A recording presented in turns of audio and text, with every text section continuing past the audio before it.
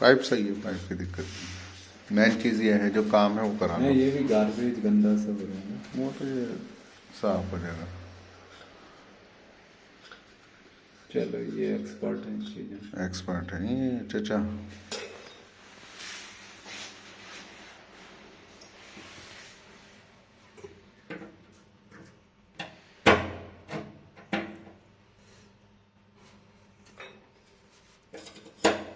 ये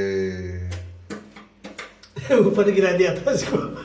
अभी तो पानी ये बाहर निकल के लग रहा था। अब इस पे वो होगी पेस्टिंग, जिससे वो पानी का थोड़ा वो हो रहा है।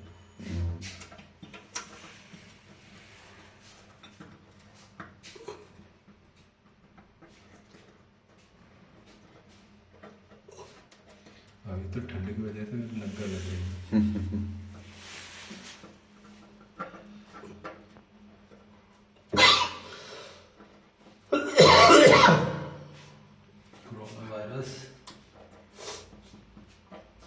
सही होगी।